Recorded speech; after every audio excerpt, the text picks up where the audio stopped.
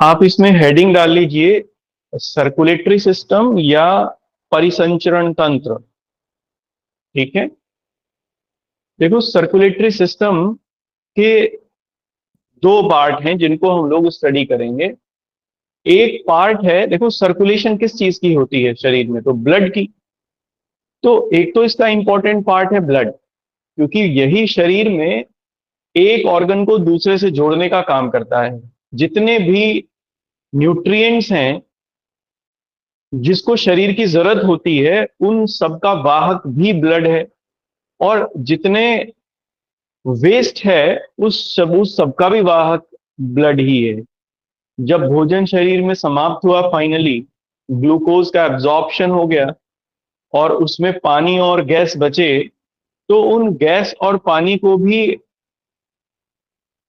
लेकर आने का, कैरी करने का काम ब्लड ही करता है।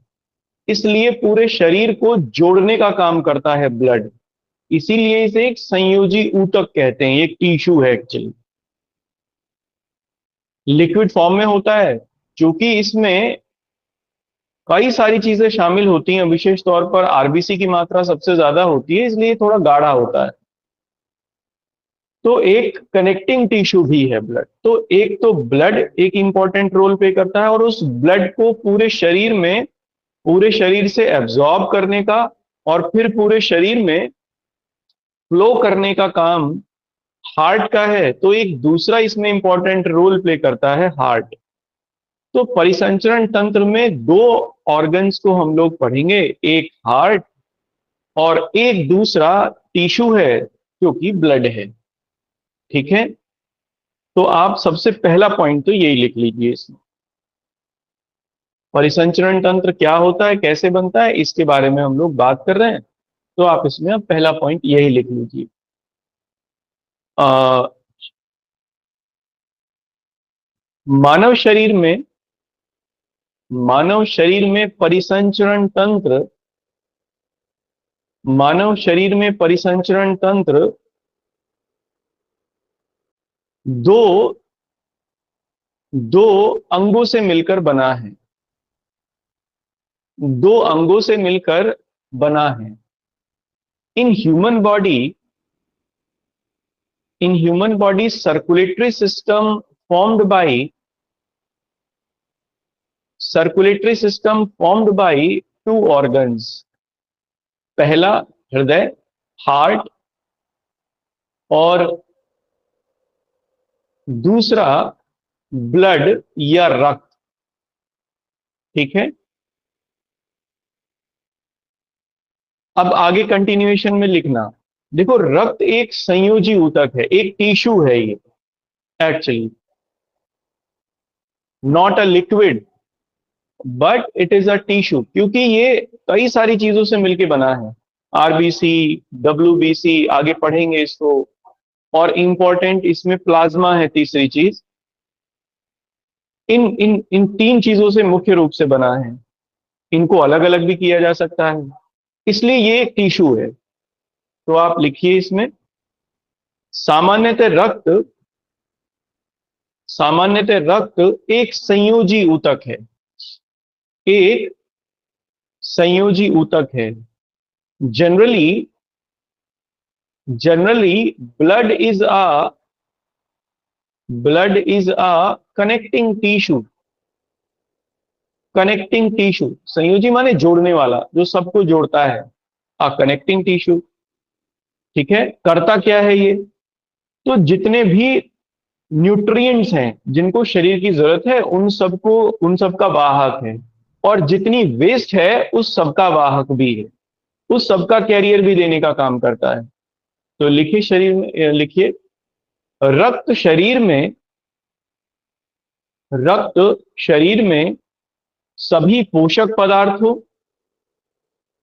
सभी पोषक पदार्थों एवं, एवं सभी अपशिष्टों का वाहक होता है, एवं सभी अपशिष्टों का वाहक होता है। Blood would be a carrier, blood would be a carrier of all nutrients, of all nutrients in the body, with also all waste too, all waste too, क्योंकि यह शरीर के समस्त अंगों को चूंकि यह शरीर के समस्त अंगों को जोड़ने का कार्य करता है, जोड़ने का कार्य करता है, इसीलिए इसे इसीलिए इसे संयोजी ऊतक कहते हैं, इसीलिए इसे संयोजी ऊतक कहते हैं। as it functions as it functions to connect all the organs of the body, all the organs of the body, it is known as a connecting tissue। ठीक है ना। देखो, ये शरीर में इसका जो फ्लो है वो हमेशा एक निश्चित डायरेक्शन में होता है, इसकी कभी डायरेक्शन चेंज नहीं होती। जैसे हार्ट से बाईं तरफ से हमेशा जो साफ ब्लड है, या जिसे शुद्ध ब्लड कहते हैं, ऑक्सीजनेटेड ब्लड, वो पूरी बॉडी में फ्लो करता है, और सीधी तरफ से या दाहिनी तरफ से अशुद्ध रक्त या डीऑक्सीजनेटेड ब्लड हार्ट में एंटर करता है। तो एक तरफ से एंटर करेगा और दूसरी तरफ से बाहर पूरे शरीर में जाएगा, निकलेगा। ये एक हमेशा एक निश्चित प्रोसेस है इसका, इसमें कभी कोई बदलाव नहीं आता। इसकी खोज की विलियम हार्वी ने सबसे पहले। विलियम हार्वी ने रक्त परिसंचरण तंत्र की खोज की, ब्लड सर्कुलेटरी सिस्टम की खोज की। तो आप लिख लीजिए इसमें, रुधिर सदैव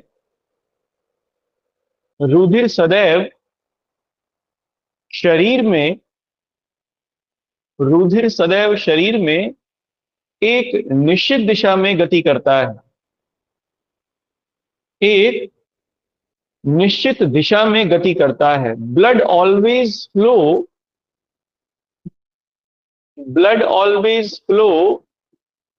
in a defined direction in body। इसकी खोज सर्वप्रथम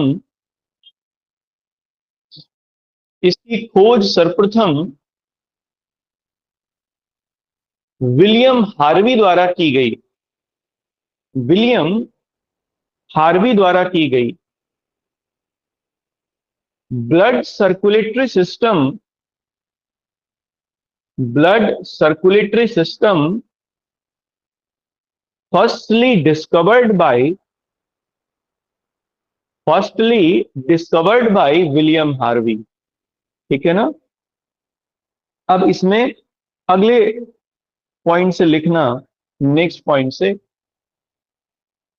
देखो, ब्लड का सर्कुलेटरी सिस्टम और हार्ट, ये दो चीजें ही इसमें पढ़ी जाएंगी।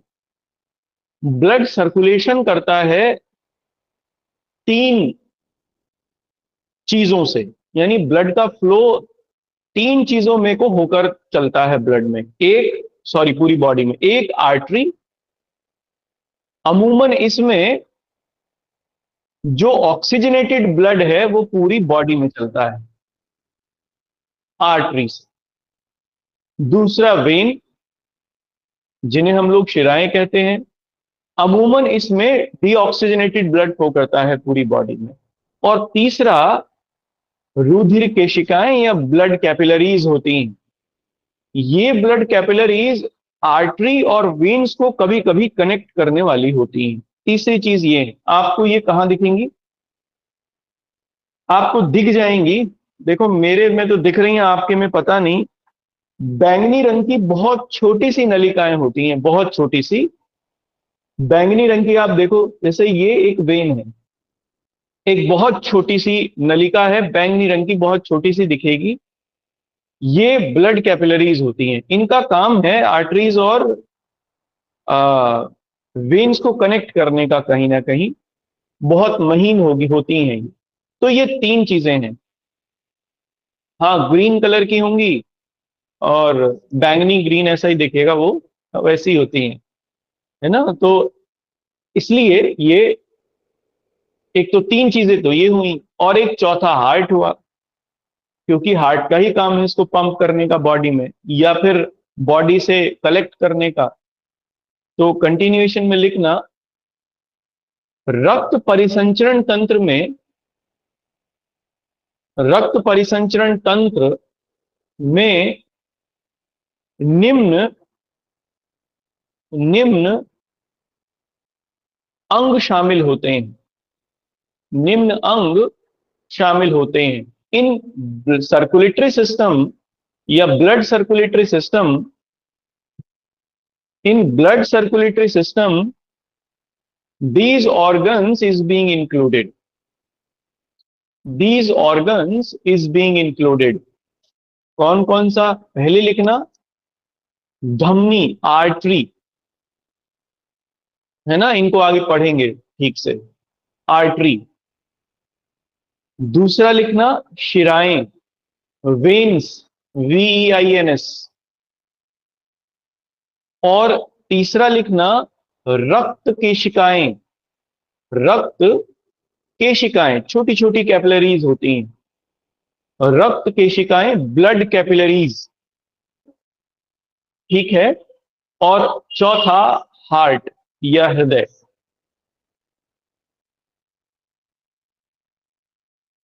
ठीक है।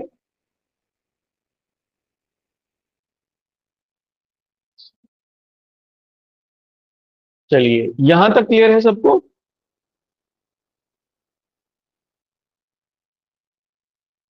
ठीक है।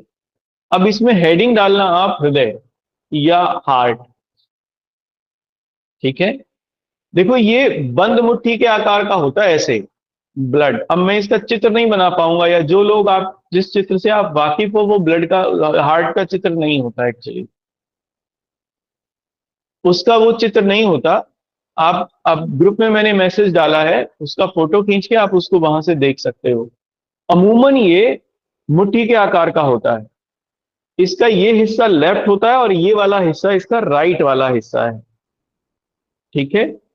लेफ्ट वाले हिस्से से साफ ब्लड इसमें एंटर करता है, और साफ ब्लड ही इसमें से बाहर निकलता है शरीर के लिए। एंटर करता है, हम लोगों ने पढ़ा, पुल्मोनरी वेन से, जो कि लंग्स से आती हैं, है ना। लंग्स में ऑक्सीजन मिली ब्लड में, और लेफ्ट साइड से पुल्मोनरी वेन से उसने उसमें एंटर कर लिया। आप ग्रुप उस पे देख लो, चित्र में देख लो आप जरा, यहां भी समझते रहे ना, चित्र में भी ध्यान रखना। देखो, उसमें पुल्मोनरी वेन दिख रही होंगी चित्र में आपको, लेफ्ट की तरफ देखो। जैसे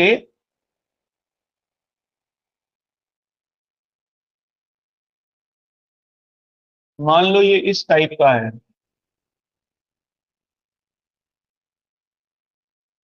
यहां आपको पुल्मोनरी वेन दिख रही होंगी,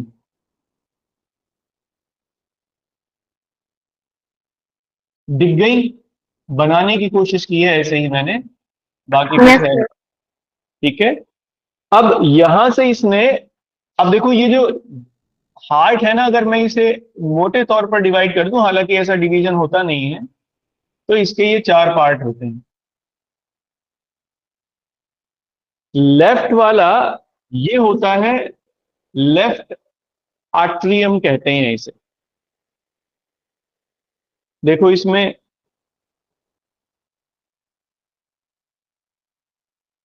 लेफ्ट वाला हिस्सा, ये नहीं, ये वाला होगा लेफ्ट वेंट्रिकल। अब अंग्रेजी में ही लिखूंगा मैं इसको, क्योंकि हिंदी में तो शायद इसे निलय कहते हैं, निलय कहते हैं, हाँ निलय कहते हैं इसे मिलिए। हिंदी में, यस सर। बाया निलय। ये left ventricle, sorry atrium, ATRIUM, इसे आलिंद कहते हैं। ये राइट वेंट्रिकल, ठीक है। देखो इसकी स्ट्रक्चर थोड़ी सी अजीब सी है, तो इसकी पूरी संरचना को समझने के लिए आपको एक एक चीज को एक एक बार में समझना पड़ेगा। सारी को एक बार में समझेंगे तो नहीं आएगा। और ये वाला जो है ये लेफ्ट, सॉरी राइट, ये वाला राइट ऑट्रियम, ATRI, यहां पुल्मोनरी वेन से ब्लड आया लेफ्ट वेंट्रिकल में। लेफ्ट वेंट्रिकल से यहां वाल्व होते हैं, यहां वॉल्व होते हैं जिन्हें मिट्रल वॉल्व कहते हैं। एक यहां को होगी बस, लेकिन ये यहां को दिख रही होगी आपको, लेकिन ये यहां नहीं होती है, ये इसके पीछे से जा रही होती है ब्लड। जी सर। यहीं से दिखेंगी तो उन दोनों आपको पुल्मोनरी वेन। देखो वो लेफ्ट वेंट्रिकल में होंगी,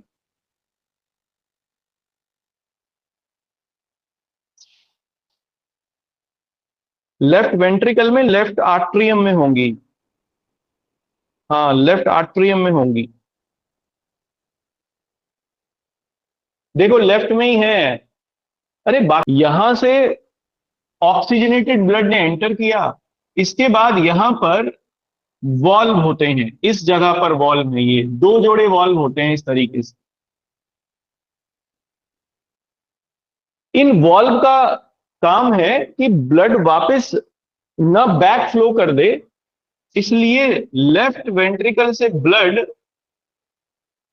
और लेफ्ट आर्ट्रियम में एंटर करता है, और यहां अरोटा होती है। ये आपको अरोटा दिख रही होगी, इसमें तीन नलियां होती हैं ये अरोटा में। ये सबसे बड़ी महाधमनी, इसको महाधमनी कहते हैं। इसका काम है, अब ये blood left atrium, left ventricle से लेफ्ट आर्ट्रियम में, और लेफ्ट आर्ट्रियम से ये अरोटा से होता हुआ पूरे ब्लड में सर्कुलेशन इसकी होती है। इसलिए लेफ्ट हिस्सा पूरे का पूरा अगर आप देखो तो कैरी करता है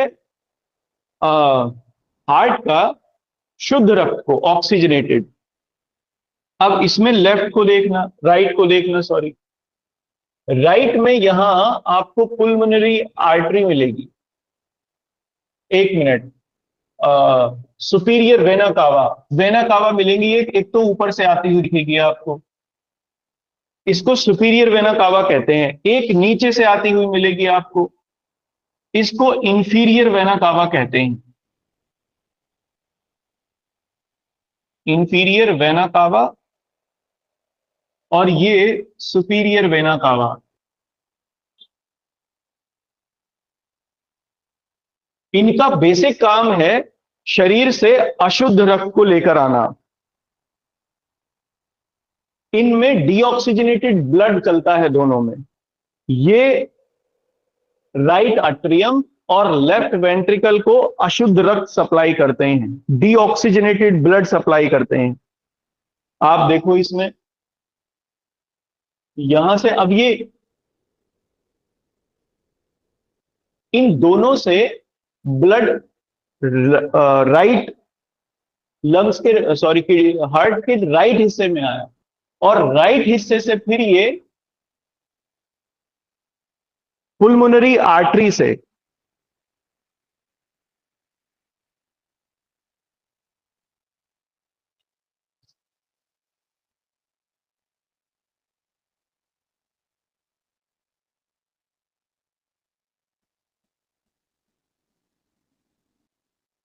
हाँ पुल्मोनरी आर्टरी से, यहां से देखो आपको यहां दिख रही होगी ये पुल्मोनरी आर्टरी, यहां से ये शरीर के बाहर निकल गया। ये डीऑक्सीजनेटेड ब्लड है। आप देखो इससे जुड़ी हुई दिख रही है पुल्मोनरी आर्टरी, राइट हिस्से से, यहां से दिख रही होगी जुड़ी हुई, इस जगह से। देखो उसमें पुल्मोनरी आर्टरी दिख रही होगी आपको।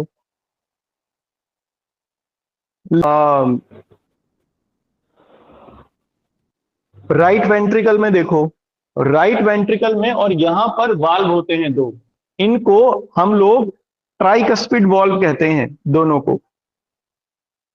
ये बाइकस्पिड और ये ट्राइकस्पिड, यहां से ब्लड शरीर में अंदर चला गया, अशुद्ध रक्त है।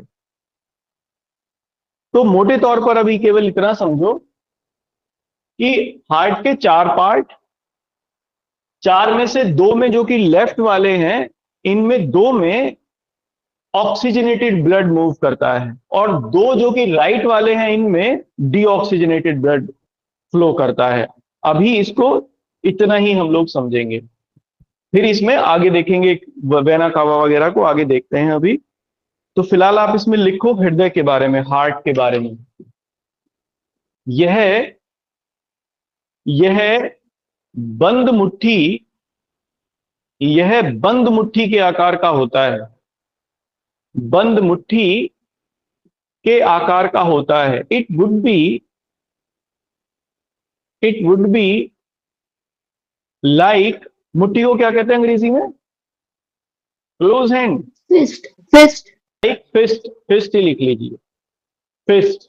ठीक है ना, ये पूछा गया एग्जाम में कि स्ट्रक्चर कैसी होती है, तो बंद मुट्ठी की जैसी होती है, फिस्ट। अच्छा, देखो ये दोनों लंग्स के बीच में होता है, क्योंकि लंग्स का काम ही ऑक्सीजनेटेड और डीऑक्सीजनेटेड ब्लड को लेना और साफ करके फिर ब्लड में भेजना। तो इसीलिए ये दोनों लंग्स के बीच में होता है, लेकिन हल्का सा लेफ्ट की ओर झुका हुआ होता है, एक चीज। दूसरा, देखो ये केज से तो सुरक्षित होता ही है, जो हमारा ऊपर का केज है, ये बॉडी केज, इससे तो सुरक्षित होता ही है, रिब से भी सुरक्षित होता है, केज से भी। इसके बावजूद भी इसके नीचे डबल झिल्ली होती है, इसके ऊपर हार्ट पे दोहरी परत होती है झिल्ली की, उसे पैराकार्डियम कहते हैं। दोहरी झिल्ली इसको कवर करती है, हार्ट को और ज्यादा प्रोटेक्ट करने के लिए। तो आप लिखो, यह यह दोनों फेफड़ों के मध्य में अवस्थित होता है, यह दोनों फेफड़ों के मध्य में अवस्थित होता है। It would be it would be in the middle of it would be in the middle of both the lungs, परंतु यह परंतु यह बाईं ओर को झुका होता है, बाईं ओर को झुका होता है। But it inclined towards left, but it inclined towards left. ठीक है, एक चीज तो ये हुई, कंटिन्यूएशन में ही लिखना। यह यह एक दोहरी झिल्ली से यह एक दोहरी झिल्ली से घिरा हुआ होता है। It would be covered by it would be covered by double membrane, it would be covered by double membrane, जिसे पैराकार्डियम, PARA, जिसे पैराकार्डियम, PARACARDIUM, जिसे पैराकार्डियम झिल्ली भी कहते हैं, पैराकार्डियम झिल्ली भी कहते हैं। And it is known as pericardium membrane, and it is known as pericardium membrane. ठीक है,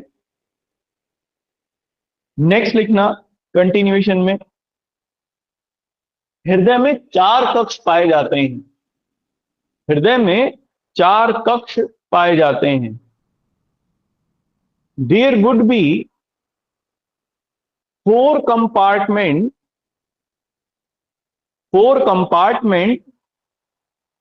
इन the heart, in the heart, जिसमें दो आलिंद जिसमें दो आलिंद एवं दो निलय होते हैं, जिसमें दो आलिंद एवं दो निलय होते हैं, out of which out of which two atrium and two ventricle, left right, ये दो दो दो दो होते हैं। ठीक है, देखो हृदय का वजन नॉर्मली 280 से 300 ग्राम के बीच होता है।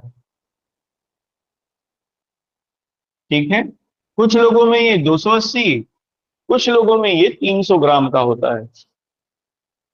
तो आप लिखो इसमें, सामान्यतः हृदय का वजन या भार सामान्यतः हृदय का भार 280 से 300 ग्राम होता है। 280 से 300 ग्राम होता है,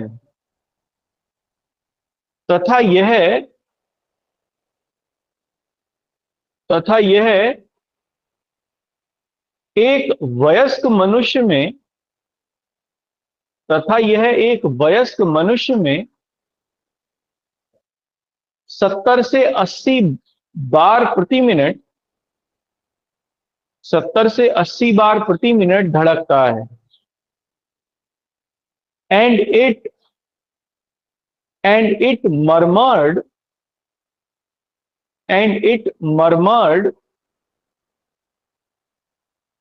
70 to 80 times per minute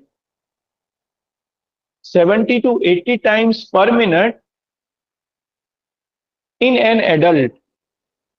ठीक है, बच्चों में इसकी संख्या थोड़ी सी ज्यादा होती है, 100 से 110 भी हो जाती है, क्योंकि बच्चों का इन्फेंट का जो शरीर है वो डेवलप हो रहा होता है, तो उसको ज्यादा ब्लड और ज्यादा ऑक्सीजन की जरूरत है, तो तेजी से फ्लो करता है।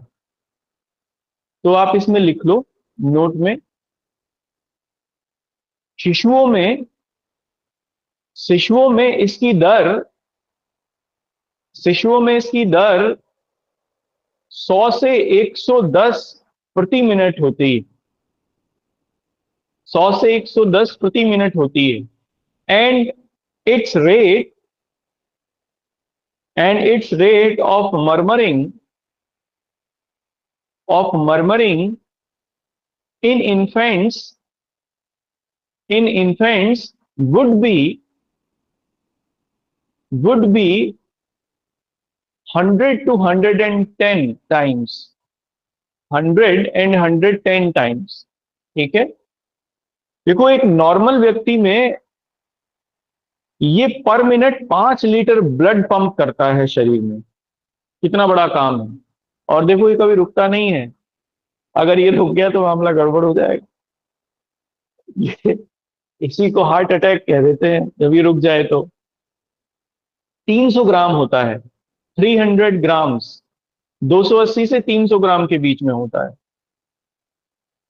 ठीक है ना, अब ये सस्ताता भी है, ये भी है, ये बीच में आराम भी करता है ब्लड, ये हार्ट, लेकिन कब करता है, दो धड़कनों के बीच का जितना भी समय है, इसी बीच में ये आराम कर लेता है, अदरवाइज तो ये चलता है परमानेंट।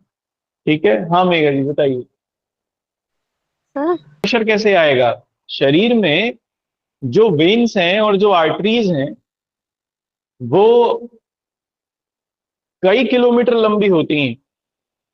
अब इतनी दूर तक ब्लड को कैसे पंप किया जाए, किसी लिक्विड को कैसे पहुंचाया जाए आखिरी तक। और देखो अभी जैसे मैं खड़ा हूं तो मेरा जो शरीर का वजन है पूरा वो मेरे पैरों पर है, तो ब्लड का फ्लो नीचे की ओर होना चाहिए, और अगर ब्लड का फ्लो नीचे चला गया सर में नहीं जाएगा तो मैं तो खड़ा ही नहीं हो सकता, मैं तो गिर जाऊंगा नीचे। अगर ब्लड का फ्लो शरीर में ब्रेन में ना हुआ कुछ नहीं होगा, मर जाएगा आदमी। अब बताओ। हाँ जी सर।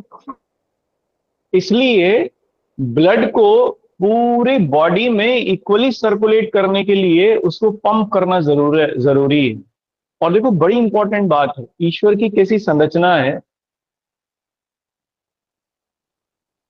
आपको पता है कि, मतलब आपको तो नहीं पता होगा, या हो सकता है पता हो, शरीर में ऊर्जा, बिजली बनती है, इलेक्ट्रिसिटी बनती है शरीर में।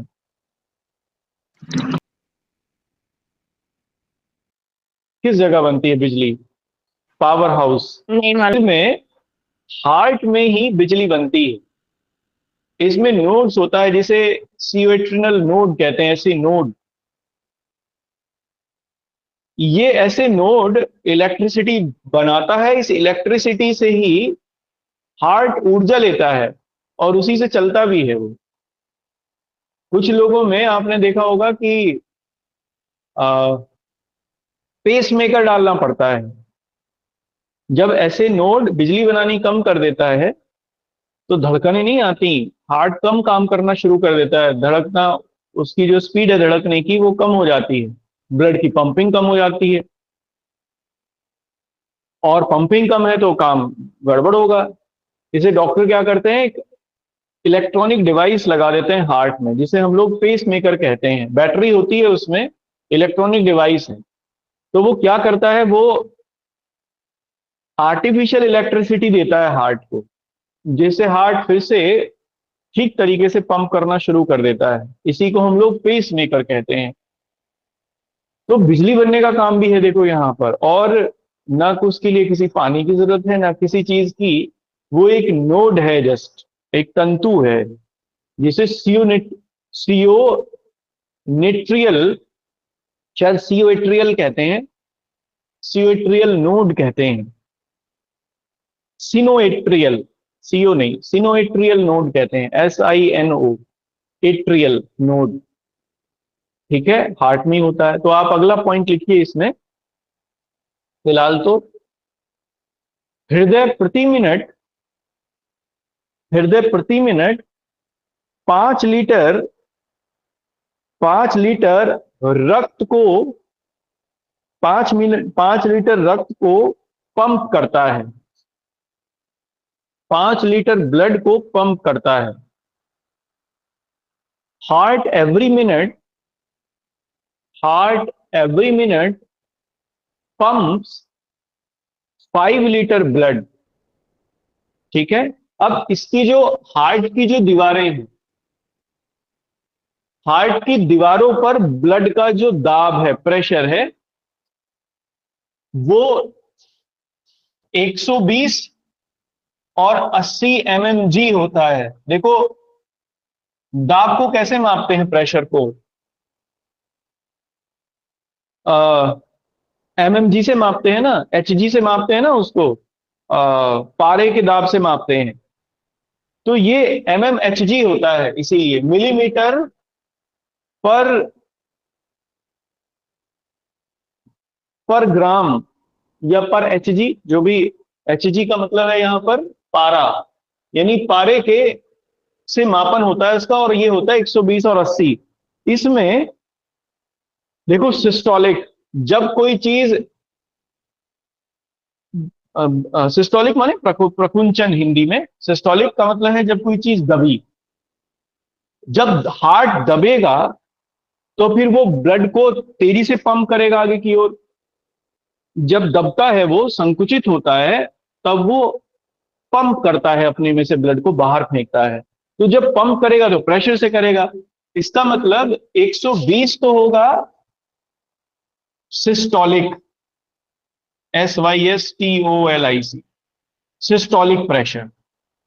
इसी को ब्लड प्रेशर कहते हैं, इसी को। और 80 जो होता है वो डायस्टोलिक होता है। ठीक है। पहले हार्ट ने क्या किया, वो ऐसे करके दबा।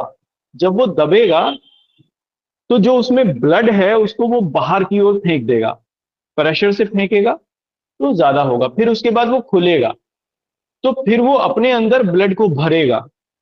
जब वो भरता है, खुलता है, तब फिर ब्लड का प्रेशर कम हो जाएगा, है ना, क्योंकि उसमें आराम से ब्लड घुसेगा अंदर, एंटर करेगा। तो इसको हम लोग डायस्टोलिक कहते हैं, ये दो तरीके का ब्लड प्रेशर होता है, सिस्टोलिक और डायस्टोलिक। सिस्टोलिक हमेशा 120 और डायस्टोलिक 80 होना चाहिए, लेकिन आजकल जैसे खान पान लोगों का है अमूमन, तो ये 125 से 130 तक भी नॉर्मल है। और ये 85, 75 से लेके और 85 तक नॉर्मल है। इसमें कोई अंतर नहीं है, ये कोई मेडिकल कंडीशन नहीं है अगर इतना इतना ये रहता है तो। ठीक है, ये नली है मान लो, है ना। अब इसमें यहां पर कूड़ा करकट जमा हो गया, ठीक है। अब ये रास्ता छोटा हो गया। अब हार्ट जब ब्लड को पंप करेगा, बाहर को निकालेगा, अब रास्ता छोटा है, तो फिर कम जगह बची ब्लड को बाहर जाने की। तो उससे क्या होगा, दीवारों के ऊपर, अच्छा ब्लड तेजी से बाहर निकलेगा और ज्यादा या नहीं, बताओ अगर रास्ता छोटा हो गया तो।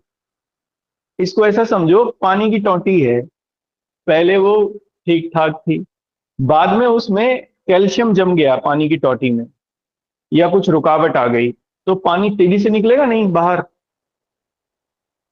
ब्लड प्रेशर का बढ़ जाना, यही होता है, ब्लड प्रेशर बढ़ता है तो इसका कारण ये है। ये कूड़ा ऐसे नहीं हटेगा आसानी से।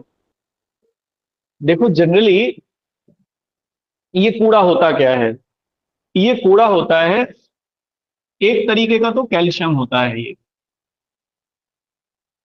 ठीक है। एक तरीके का ये ऑक्सलेट होती है, एक तरीके का ये वैक्स होती है, जिसे हम लोग कोलेस्ट्रॉल के फॉर्म में मापते हैं। ये तीन चीजें होती हैं। इसमें सबसे ज्यादा खतरनाक जो है वो कैल्शियम और ऑक्सलेट है, सबसे ज्यादा खतरनाक। ये भी खतरनाक होता है वैक्स भी, लेकिन फिर भी ये तो है। लेकिन ये क्या करता है, ये इन नर्व्स के ऊपर जम के इनको कठोर कर देता है, ये मुलायम नहीं रह जाती, ये कठोर हो जाती हैं, जिसकी वजह से और ज्यादा वैक्स इकट्ठा होने लगता है।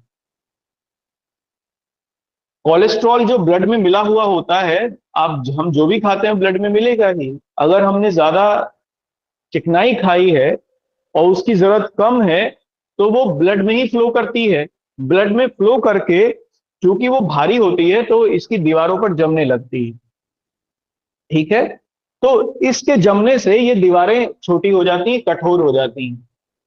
इसी वजह से ब्लड प्रेशर बढ़ेगा भी और ब्लड प्रेशर कम भी होगा, क्योंकि जब हार्ट इसको पंप करेगा तो बढ़ जाएगा, फिर जब इसको खींचेगा वो, तो ब्लड पूरा तरीके से इसमें नहीं आ पाएगा अंदर, धीरे धीरे आएगा। क्यों? क्योंकि रास्ता ही नहीं है। हार्ट को खींचने के लिए उसको जोर लगाना पड़ेगा, इसलिए हार्ट पर लगातार प्रेशर बढ़ता रहता है। क्योंकि जोर लगा के करेगा लेकिन फिर भी ज्यादा नहीं आएगा, इसलिए ये भी नीचे घटता है। दोनों काम। सबसे बड़ी प्रॉब्लम है इन्हीं चीजों की, इसको कहते हैं वेस्ट ऑफ द ब्लड। एक तो कैल्शियम, ऑक्सलेट, और दूसरा वैक्स का इकट्ठे हो जाना।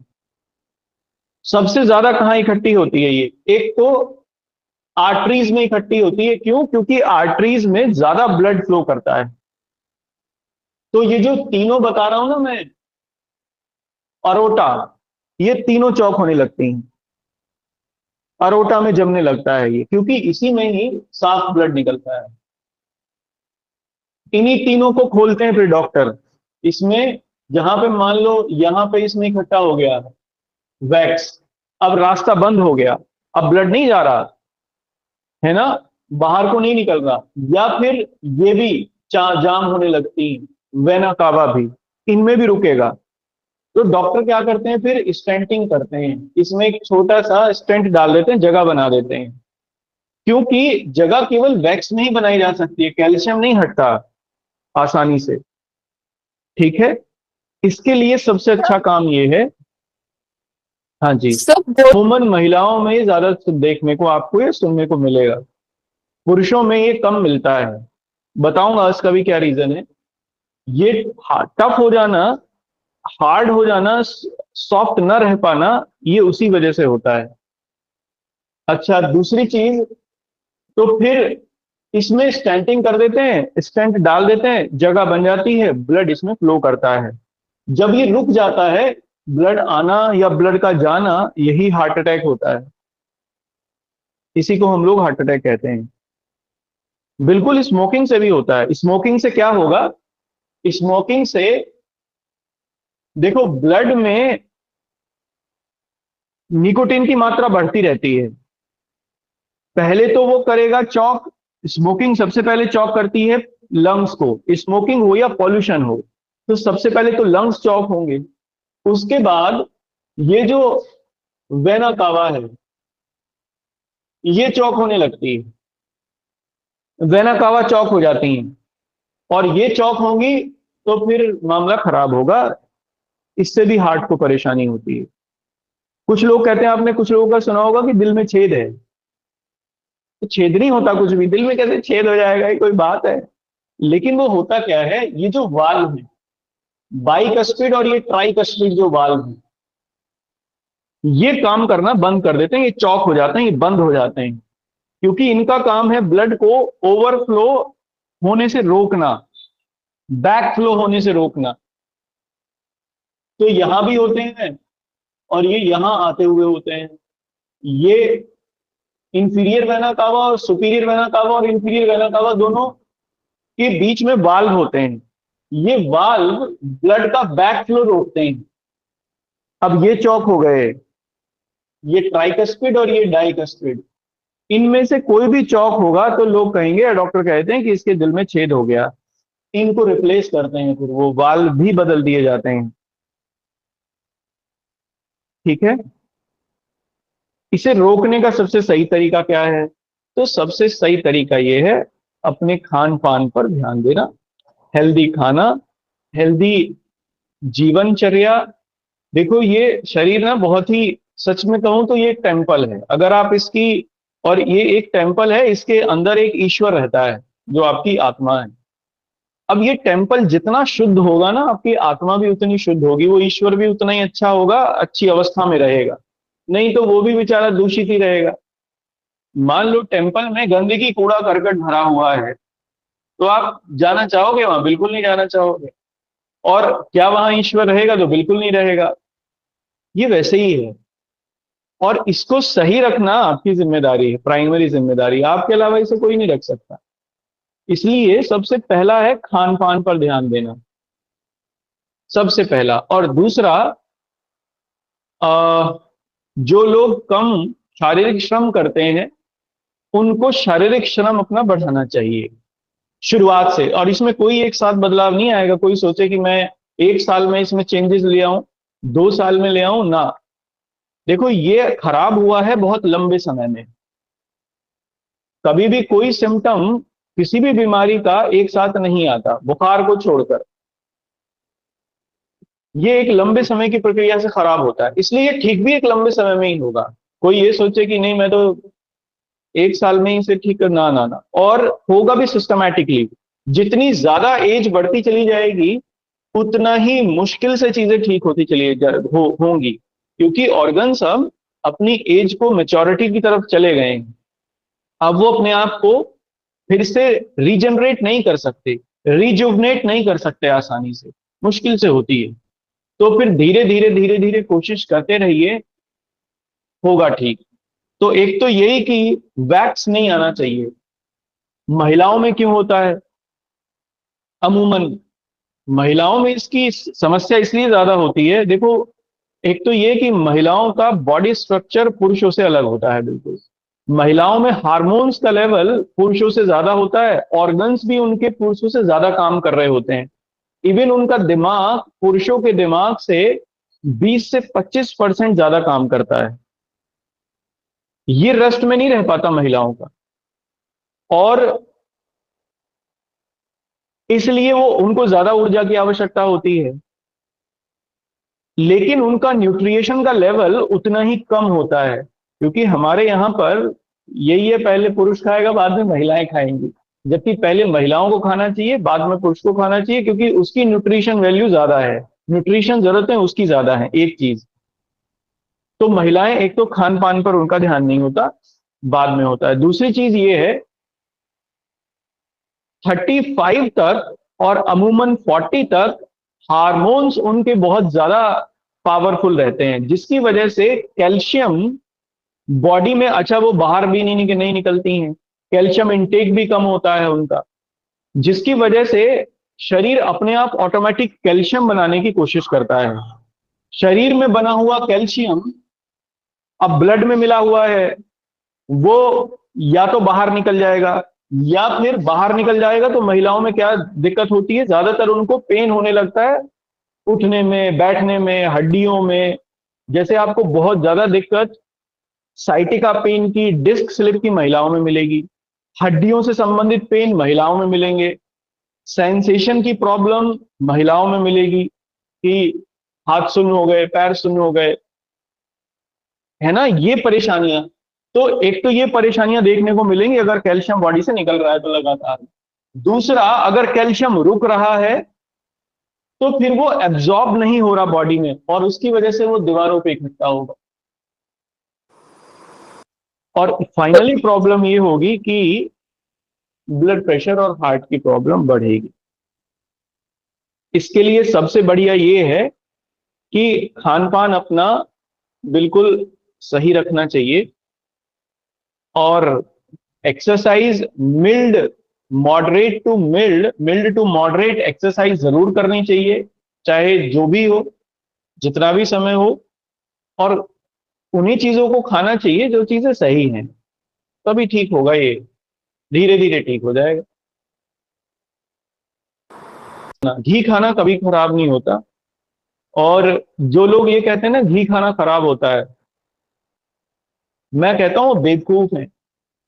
देखो, इसेंशियल फैट की जरूरत होती है बॉडी को, 20% कम से कम चाहिए, तो वो ठीक है। अगर इसेंशियल फैट नहीं होगा तो आपके जो जॉइंट्स हैं, या जो ल्यूब्रिकेशन है बॉडी का, वो नहीं हो पाएगा ठीक से।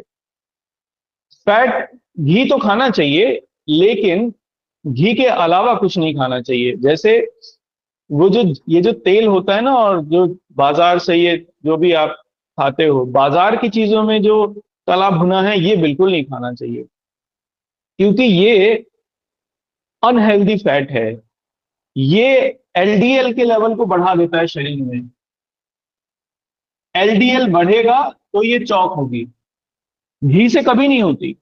घी प्रॉब्लम नहीं है, घी खाइए, जो देसी घी होता है वो कभी प्रॉब्लम नहीं करता। आप उसे जितना चाहे उतना खा लो, उसका कोई प्रॉब्लम नहीं है। कोई डॉक्टर ये कहता है कि घी छोड़ दो, ये कहो, मैं कहता हूँ मुझे नहीं समझ में आती ये बात, क्योंकि देखो, आयुर्वेद में तो बहुत सारी चीजें हैं। आयुर्वेद में घी से ही शरीर को साफ किया जाता है, घी से और दूध से। इतना घी और दूध पिलाते हैं, जैसे केरल में पंचकर्म है, तो केरल में पंचकर्म की जो क्रिया है वो या तो दूध से होती है या घी से होती है। इतना घी पिला देते हैं वो, लगभग एक दिन में ही 1 किलो, और वो घी पूरे शरीर में घूम जाता है, जिसकी वजह से वो अशुद्धियां दूर हो जाती हैं, और जो ये नर्व्स हैं ये भी बहुत सॉफ्ट हो जाती हैं उससे। ऐसे ही दूध से भी होता है, मैं उसका एग्जैक्ट नाम भूल गया, लेकिन वो करते हैं। तो ये ऐसा नहीं होता बिल्कुल भी। लेकिन बाकी चीजें खराब हैं। अगर आप मेहनत कर रहे हो तो आप खाइए, क्या दिक्कत है। लेकिन आप अगर मेहनत नहीं कर रहे हो और फिर खाए जा रहे हो तो फिर उससे क्या मतलब है, वो तो बेकार ही होगा ना। तो इसलिए सेल्फ रेगुलेशन बहुत जरूरी है। मैं ये तो सभी को कहूंगा, देखो एक्सरसाइज मस्ट है, कुछ भी करो, लेकिन एक्सरसाइज तो जरूर करनी चाहिए। और किसी भी तरीके का, मैंने तो, मुझे तो बड़ा शॉकिंग लगता है, और सच में मुझे बहुत बुरा भी लगता है, वो ये कि लोग शराब पीते हैं, स्मोकिंग करते हैं। इससे ज्यादा और कुछ नहीं होता बुरा, इससे ज्यादा कुछ और हो ही नहीं सकता। और दूसरा, मैंने महिलाओं को भी शराब पीते देखा है, स्मोकिंग करते हुए देखा है। और उस समय तो बिल्कुल मुझे लगता है कि देखो कितना, मतलब उनको अपनी चिंता नहीं है, उनको आने वाली जनरेशन की भी चिंता नहीं है। जो आने वाली जनरेशन है, लड़कियों को पीते हुए देखा है शराब। आ, बहुत खराब है। खैर चलिए, ये सब खराब है लेकिन इसको छोड़ देना चाहिए। हर हर आदमी का अपनी, हर उसके शरीर का कॉन्स्टिट्यूशन है एक। अपनी बॉडी के कॉन्स्टिट्यूशन को आप समझिए कि वो है क्या। जब तक आप उसको समझेंगे नहीं, उसके हिसाब से काम नहीं कर सकते, और कॉम्प्लिकेशंस आएंगे। मुझे बहुत प्रॉब्लम्स हैं, मतलब बहुत क्या, मुझे है प्रॉब्लम, और वो इस ईश्वर ने दी है। लेकिन मैंने कभी उसे कंसीडर ही नहीं किया, उसे अपने ऊपर हावी नहीं होने देता। मैंने अपना कॉन्स्टिट्यूशन चेंज कर लिया बॉडी का, रीराइट किया उसे। आसान नहीं होता है, बहुत मुश्किल होता है। जो ईश्वर ने चीज आपको दे दी जैसी भी, आप उसे अपने हिसाब से अगर घुमा रहे हो, तो सोचो कि आपने उसको क्या किया है, क्या कर रहे हो आप। अगर मैं अपना कॉन्स्टिट्यूशन बॉडी का रीराइट नहीं करता, तो मैं आपको इतना मोटा आदमी के रूप में देखता, बहुत मोटा। लेकिन सच में रीराइट कर दिया, और बहुत ही अच्छे तरीके से रीराइट किया, लेकिन बहुत मेहनत करनी होती है उसके लिए। तो मैं तो ये कहता हूं कि सबसे पहले तो इसे समझिए, आपके शरीर का कॉन्स्टिट्यूशन क्या है। जैसे कुछ लोगों को पानी भी लगता है, पिएंगे वो मोटे हो जाएंगे। लेकिन कुछ लोग चाहे जितना खा लें, उन्हें कोई फर्क नहीं पड़ता उस चीज से, वो सब उन्हें डाइजेस्ट होता है, वो पतले ही रहेंगे। कुछ लोगों को जरा सी ओवर ईटिंग प्रॉब्लम कर देती है, कुछ लोग खूब खाते हैं, उन्हें कोई फर्क नहीं पड़ता। तो ये शरीर के ऊपर ही निर्भर है, आपको उसके हिसाब से चलना पड़ेगा अपने, कि वो क्या है। ठीक है। लेकिन फिलहाल तो इतना ही समझिए कि कम खाइए और खूब मेहनत करिए, यही की है। धीरे धीरे चीजें कम होती चली जाएंगी, और आप मजबूत हो जाओगे। कम खाने से दर्द होने लगता है? नहीं, दर्द तो नहीं होता होगा। लेकिन कभी कभी शुरुआत में ऐसा लगेगा कि चक्कर आ रहा है ना, सर घूम रहा है, क्रेविंग आ रही होगी आपको। तो ये क्रेविंग और ये सब लगता तो है, लेकिन ये दर्द नहीं होता, आपको क्रेविंग लगती है वो, है ना। तो ये, हाँ, श्वेता जी ने बढ़िया कहा, कम खाओ, हेल्दी खाओ। जितना आप खाते हो, जितना एक सामान्य व्यक्ति खाता है, उसकी उसे केवल 50 से 60% की ही जरूरत होती है, बाकी की नहीं होती। कोई जरूरत ही नहीं होती उसकी। केवल 50 से 60% जितना अभी आप खा रहे हो, सामान्य व्यक्ति 50 से 60 में भी काम चल जाएगा। लेकिन आप हेल्दी खाइए, हर चीजों को उसमें शामिल करिए।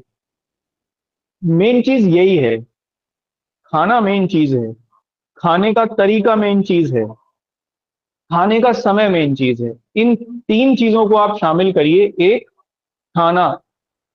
दूसरा, उसे खाने का तरीका। और तीसरा, खाने का समय। ये तीनों में एक बेहतर संबंध होना चाहिए। एक चीज, दूसरा, हम लोग हमेशा मेहनत करते रहें, फिजिकल वर्क करते रहें। ठीक है। ये की है इस टेम्पल को साफ रखने की। एक बार वीक में या मंथ में एक बार आपको इसको साफ भी करना चाहिए, डिटॉक्स करना चाहिए अपनी बॉडी को। बॉडी को डिटॉक्स करना चाहिए, नासल्स को डिटॉक्स करना चाहिए। ये बहुत जरूरी है। आप इस पे ध्यान दो, ठीक होगा, ये सब बीमारियां नहीं सर होंगी। सर दर्द। हाँ, ये बाय गॉड मतलब, और ये मुझे गिफ्ट है ईश्वर का, कि मैं सच में बीमार नहीं पड़ता। मैं बीमार नहीं ही पड़ता। मैं लास्ट टाइम मुझे बुखार आया था, मुझे डेंगू हुआ था 2018 में। 2018 में। उसके बाद से मुझे कोई परेशानी एज सच नहीं हुई। कभी सर में दर्द हो जाए वो एक अलग चीज है, जैसे आंखों की वजह से। अदरवाइज तो मुझे ना तो बुखार, और देखो डेंगू कोविड कोविड क्या सब कुछ हुआ, मेरी फैमिली में भी कोविड हुआ। मेरी नियर फैमिली में 2-3 लोगों की डेथ भी हुई कोविड से। मुझे कुछ नहीं हुआ। और ऐसा नहीं था कि मैं कांटेक्ट में नहीं आया था, लेकिन फैक्ट है ये। क्यों? क्योंकि आपको ना खुद को बनाना पड़ेगा। You have to build yourself. जब तक आप खुद को बनाओगे नहीं तो चलेगा कैसे? और केवल पढ़ना नहीं होता। देखो ये आपकी लाइफ ना केवल यूनिफॉर्म लेवल में चल रही है, ये एकांगी है। लाइफ एकांगी मत बनाओ इसे। जब ये एकांगी बनेगी तब बड़ी परेशानी होगी, एंजाइटी, प्रॉब्लम, दुनिया भर की चीजें। अरे इसको इसको जियो ना, इसको मजा लेके जियो। आप लोग अभी केवल अपने लक्ष्यों में घूम रहे हो कि मैं तो जज बन जाऊं, मैं तो कलेक्टर बन जाऊं, और मैं तो ये बन जाऊं, मैं तो वो बन जाऊं। It is a part of life, not the life. Life है उसको समग्रता में जीने का नाम है लाइफ। कॉम्प्रिहेंसिवनेस के साथ जियो, मजे में जियो, मस्त जियो, खूब मेहनत करो, बढ़िया खाओ, अच्छे से रहना सीखो। अ, अच्छे से रहने का मतलब है विद यूनिफॉर्मिटी अदर पीपल्स, सबके साथ खूब मस्ती करो, अपने दोस्तों के साथ जाओ घूमने के लिए वीकेंड में, खूब बात करो, अच्छे से जियो। लेकिन दोनों चीजें, फिजिकल और स्पिरिचुअल, दोनों डेवलपमेंट होना चाहिए। अभी तो आपकी लाइफ केवल केवल एक ही तरफ को चल रही है, काम करना, खाना और सो जाना, इसके अलावा कुछ नहीं है। What is the spiritual development you have T yet? Nothing. घंटे से ज्यादा नींद आएगी नहीं। जो लोग नींद को मारते हैं वो लोग नहीं कर पाते कुछ भी। इसलिए नींद को कभी ओवरकम करने की कोशिश मत करो। इसको आ रही है आने दो, सो जाओ। ठीक है कि जैसे 24 घंटे हैं आपके पास, एक सामान्य जीवन 8-8-8 में बटा होना चाहिए। 8 घंटे आप काम करिए खूब दबा के, किसने रोका है? लोग कहते हैं जी ऑफिस का काम इतना है, मैं तो मर गया। ठीक है, 8 घंटे काम करिए, 8 घंटे सोइए, क्योंकि ये अपने आप को रिजुवनेट भी तो करेगा ना। अगर ये रिजुवनेट नहीं करेगा तो इसमें प्रॉब्लम आनी शुरू हो जाएगी, ऑर्गन्स में स्ट्रेन आना शुरू हो जाएगा। इन्हें तो आराम मिलना चाहिए। 8 घंटे सोइए और 8 घंटे में अपने बाकी के दिन के सारे काम कर लीजिए। जो लोग, जैसे लोगों से बातचीत करनी है, लोगों के साथ में घुलना मिलना है, लोगों की समस्या है ये, कई बच्चों की समस्या है, मैंने इसे दूर करने की कोशिश भी की है। आप इसे ठीक करो, अदरवाइज तो सीरियसली आप बीमार हो जाओगे, और गंभीर बीमार हो जाओगे। कुछ नहीं है फिर लाइफ में इसके बाद ना। इसलिए क्यों है, और ये आपके साथ समस्या, आपका जो ये दिमाग है शांत नहीं होता। आप इसको बहुत चलाते रहते हो। आपने अपने आप को इतना ज्यादा एंगेज कर दिया है दुनिया में कि ये जो दुनिया भर है ना, ये आपको शांति नहीं होने देती। ये चलता ही रहता है। आपको सपने भी बहुत आते होंगे। ये जो 3 घंटे की भी जो नींद है, ये साउंड नहीं होगी। सपना आता होगा आपको नींद में भी। अगर नींद में सपना आ रहा है, it is clearly that sleep is not sound. आपको सपना आना ही नहीं चाहिए। That is the quality of sleep आपकी। इसको आप ठीक करो। सबसे पहला ये करो, पहला काम, दुनिया से अपने आप को थोड़ा सा, जो बाहर की दुनिया है उससे अपने आप को कॉन्ट्रैक्ट करो, खींचो उससे अपने आप को बाहर। आपने इतना इन्वॉल्व कर दिया है, ये शांति नहीं रहता। सोएगे कैसे यार? दो चीजें आपके साथ होंगी, या तो आप बहुत मोटे हो जाओगे या आप बहुत पतले हो जाओगे। उम्मीद मुझे यह है कि आपका शेप जो होगी पतली होगी शरीर की। दो चीजें हैं ये। और आने वाले समय में क्या होगा, तो आपको हार्ट प्रॉब्लम की समस्या हो सकती है, या ब्रेन में कोई माइग्रेन की प्रॉब्लम और किसी तरीके की कोई प्रॉब्लम, इसलिए ये आप दरवाजे मत खोलो उस तरफ जाने के। जो भी लोग 7 घंटे से कम सो रहे हैं उनको मैं कहूंगा कि सोइए आराम से और चिंता करनी छोड़िए। चिंता करोगे तो शरीर नहीं आएगी, क्योंकि ये घूमता रहता है ना फिर। तो आराम से सो, बहुत जरूरी है सोना। सोओगे नहीं तो रिजुवनेट नहीं करोगे खुद को। तो 8-8 घंटे का नियम बड़ा अच्छा होता है। 8 घंटे पढ़ो, जिन लोग जो लोग काम नहीं करते हैं वो 8 घंटे पढ़ें, 8 घंटे में अपना पढ़ाई का काम कर लें, 8 घंटे बड़े आराम से सोएं, 8 घंटे अपना दुनियादारी के लिए रखें। किसने मना किया है? किसी को ज्यादा पढ़ना है तो दुनियादारी के लिए 6 घंटे रख लो, 10 घंटे कर लो पढ़ाई, 10 घंटे मोर देन सफिशियंट होती है दिन में। तो that is the way that